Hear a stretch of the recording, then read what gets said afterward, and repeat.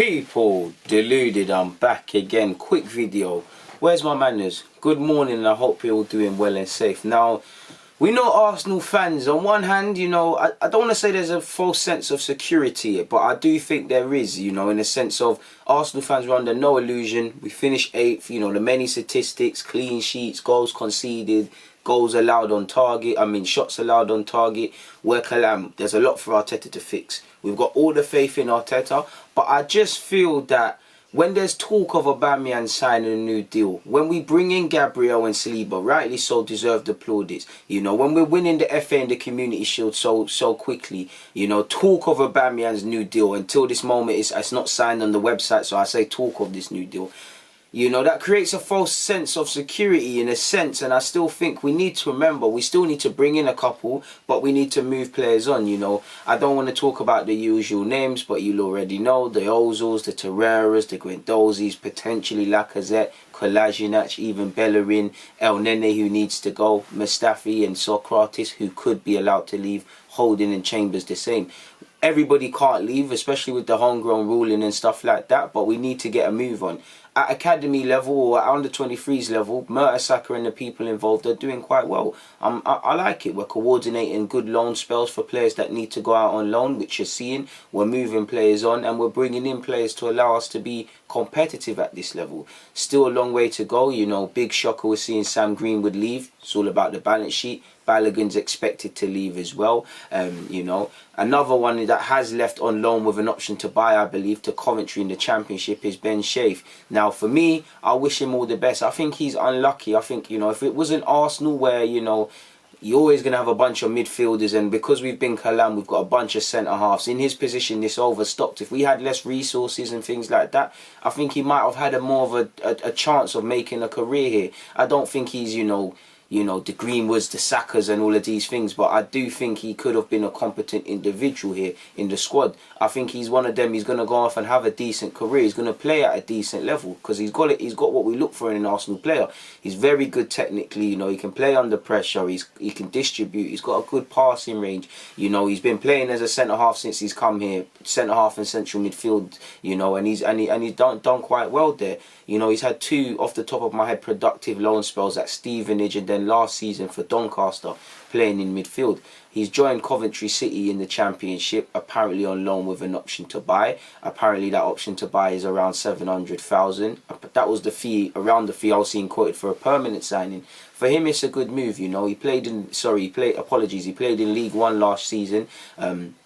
I can't remember, it's bad, I don't know where Doncaster are, I'm pretty sure they're League One, but either way, you know, he gets to build on that experience and go and join Coventry, a team that gives youth players chances and has youth players, you know. Is it Geordie Jones, who was at Dagenham and Redbridge, had a serious injury, but Coventry are known to have young players, you know. They once upon a time had James Maddison, so it is a team that is going to give opportunities, and for him, he needs to kind of, you know, what you hope is that you play to turn this permanently, because at 22, you need to settle down now, you need to go through a 2-3 year spell at one club, playing every game, getting confidence, not this 1 minute Doncaster, then Coventry, then Stevenage, then you're in pre-season and whatnot. He's unfortunate, like I said, he's probably going to struggle to get over that line, but I think the problem as to why he hasn't played is just we're simply overstocked, you know. You could argue he's a jack of all trades. At a time he can play right back even, he can play in midfield and he can play centre-half. I think he could have a future at centre-half. I think he looks the most comfortable in his abilities in midfield. It'd be interesting to hear his thoughts, but I think Coventry are getting a decent player, man. I think he's very much an Arsenal player, what we look for.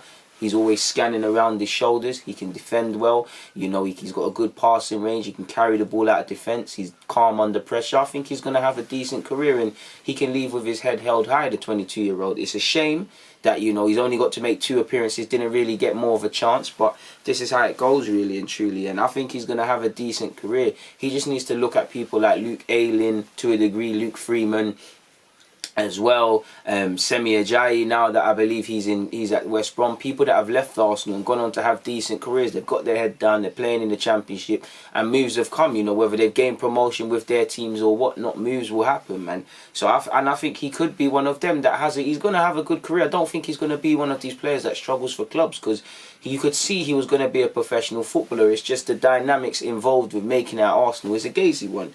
You know, 70, what's it?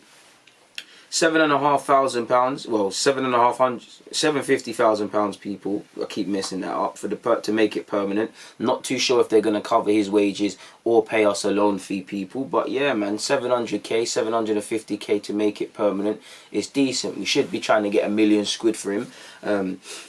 You know, I don't know how long he's actually contracted to. He might be contracted, and I believe it's until 2022. It could be until 2021. So maybe, you know, if he goes to Coventry, you know, tears it up, can he turn himself into a £1 million player, £2 million player, where Arsenal potentially could get more bob?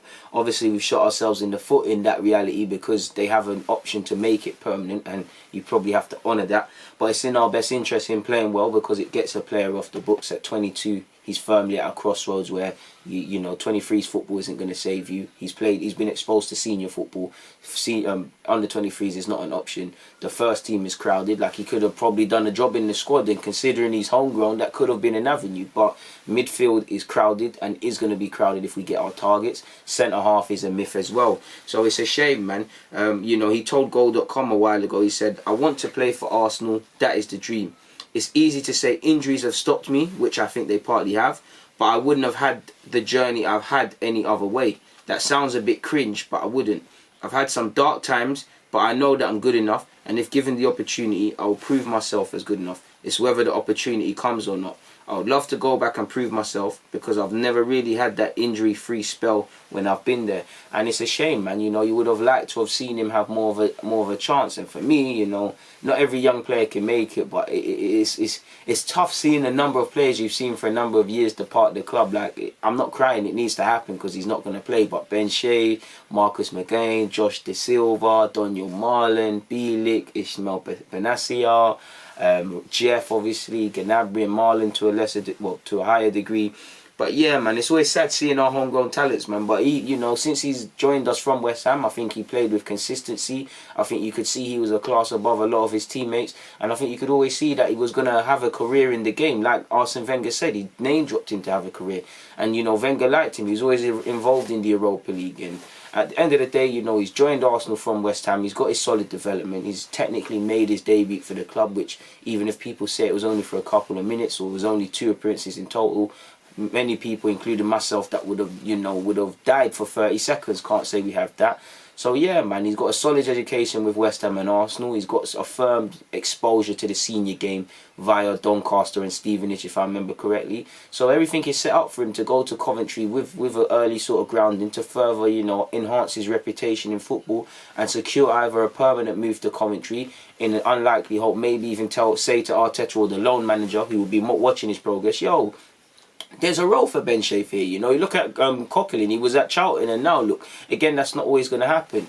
Or just put himself in the eyes of other teams. You know, you might get a Coventry move, you could get a higher championship team, maybe if you play well enough, a team that gets promoted next season to the league might say it. Because I think, why I think Ben Sheaf, you know, I'm not here to say he's going to be world class or nothing, but why I think, you know, he's going to have a good career is I don't think he'll struggle at many levels, because he's a technically good player. There's a lot of things he needs to improve, but the technical base level is there.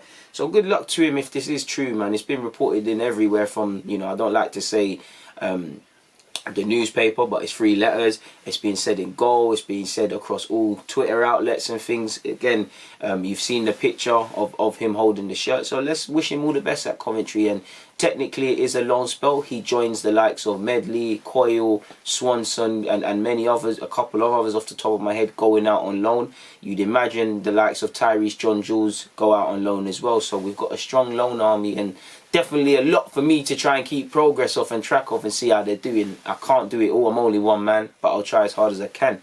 On that note, though, there's nothing more to add, so I'm going to keep it moving. You lot know it's always a pleasure speaking to you guys. But for now, till we meet again, man, link up soon. People, DG, I'm out. It'd mean the world if you hit the like button. If you're not subscribed, make sure you're subscribed. If you've got any comments, make sure you comment. Above all of that, just stay safe. And yeah, man, if you ain't had enough of DG, go and check out the rest of my content. But for now, I'm out.